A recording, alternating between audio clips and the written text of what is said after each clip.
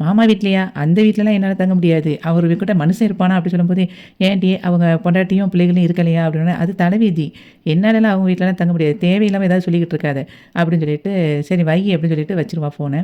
அதுக்கப்புறம் அங்கேருந்து இவன் வருவான் செந்திலு. என்னம்மா அப்படின்னோனே, உங்கள யாரு எங்க வீட்ல போ சொன்னா? நான் சொல்லியிருக்க மாட்டேனா கிளம்புன பிறகு? நீங்க தேவையில்லாம இப்ப எதுக்கு பண்ணி சொன்னீங்க?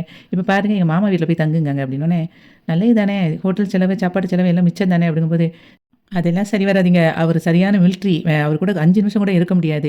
மறுபடியும் எங்க வீட்ல யாராவது மாமா வீட்ல இருங்கன்னு சொல்லி சொன்னா, மண்டை கிண்டைய ஆட்டி வச்சுறாதீங்க. அதெல்லாம் முடியாதுன்னு சொல்லிருங்க அப்படின்னு சொல்லிட்டு, அவ காஃபிய ஊத்திட்டு அப்படியே போயிருவா. அதுக்கப்புறம் அங்க ராஜி வந்து எல்லா ஜெயத்தையும் எடுத்து வச்சுட்டுருப்பா ட்ரெஸ்ஸ. அப்ப அவன் வந்து கதிர் வருவான். கதிர் வந்துட்டு ஒரு ட்ரெஸ்ஸ நீட்டுவான். "என்னது?" அப்படின்னு கேட்பா. "இதுதான் ராசியான ட்ரெஸ்ஸுன்னு சொல்லுவாங்க. நீ இந்த மாரி இத கலர்ல போட்டுட்டு போ. அப்ப கண்டிப்பா நீ எக்ஸாம் பாஸ் ஆயிருவ." அப்படின்னோனே, "நீ இருந்தா தான் எனக்கு ராசின்னு சொன்னேன். நீ என் கூட இருந்தியா?" அப்படின்னு சொல்லி கேட்பா. "என்னால இருக்க முடியாதுல்ல. நான் தான் சிச்சுவேஷன் சொல்லிட்டேன்ல." அப்படிங்கும்போது, "யாரோ ஒரு ஆள பார்க்குற. ஆனா என்னைய நீ பார்க்க மாட்டேங்கிற. நீ முன்னால கூட இப்படி கிடையாது. நம்ம 2 பேரும் சண்டை போட்ட காலத்துல கூட இந்த மாரி உன்னோட கேரக்டர் இருக்காது. ஆனா ஏன் இப்படி மாறிட்டேன்னு எனக்கு புரியவே இல்ல கதிரு." அப்படின்னு சொல்லும்போது, "இல்ல நான் உண்மைக்கும் சொல்றேன். என் சூழ்நிலை வேற மாதிரி இருக்கு. நீ புரிஞ்சுக்கோ." அப்படின்னு சொல்லிட்டு இருக்கும்போதே, "நீ எப்படியாவது என்ன கன்வின்ஸ் பண்ண தான் பார்க்குறியே ஒழிய, ஆனா நீ எனக்காக வரணும்னு நினைக்க மாட்டேக்க." அப்படின்னு சொல்லிட்டு சொல்லுவா.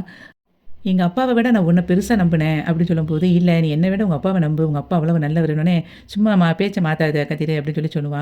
அப்போ அவன் சொல்லுவான், "அங்க பாரு, நீ வந்து ஐபிஎஸ் எக்ஸாம் எழுத போறன்னா, அதுல மொத சந்தோஷப்படுறது நான் தான். நான் போற வழி, வர வழியெல்லாம் ஒவ்வொரு சாமிகிட்டயும் உனக்கிட்ட வேண்டிக்கிட்டு தான் இருக்கேன் உனக்காக. நீ கண்டிப்பா பாரு ஐபிஎஸ் ஆயிருவ" அப்படின்னு சொல்லி அவன் சொல்லுவான். அதுக்கப்புறம் அவ அப்படியே பார்த்துட்டு சொல்லுவா, "நான் எங்க அப்பாவ பார்க்கணும்" அப்படின்னு சொல்லுவா. உடனே இவன் அப்படியே ஷாக்காகி இப்படி யோசிப்பான். "எதுக்கு?" அப்படின்னு சொல்லி கேட்பான். "இல்ல எங்க அப்பாட்ட போய் நான் ஆசீர்வாதம் வாங்கணும்" அப்படின்னு சொன்ன உடனே, அதுக்கப்புறம் சந்தோஷப்பட்டு, "தாராளமா போய் வாங்கு" அப்படின்னு சொல்லி சொல்லிருவான். உடனே இவ கிளம்பி வெளிய போவா. அப்ப கோமதி இருப்பா. அப்ப அவட்ட சொல்லுவா, "அத்தை நான் வந்து எங்க அப்பா கிட்ட போய் ஆசீர்வாதம் வாங்கணும்னு நினைக்கிறேன். போயிட்டு வரட்டுமா?" அப்படி சொல்லும்போது, "இது என்னடி கேள்வி? சில விஷயங்களெல்லாம் வந்து கேட்கக்கூடாது. செஞ்சிரணும். ஆனா உங்க சித்தப்பா வண்டி வாசல்ல நிக்குது. நீ அத கொஞ்சம் கேர்ஃபுல்லா பார்த்துக்கோ. அவன் எதையாவது சொல்லிட்டு இருப்பான். கண்டுக்காத" அப்படிம்பா.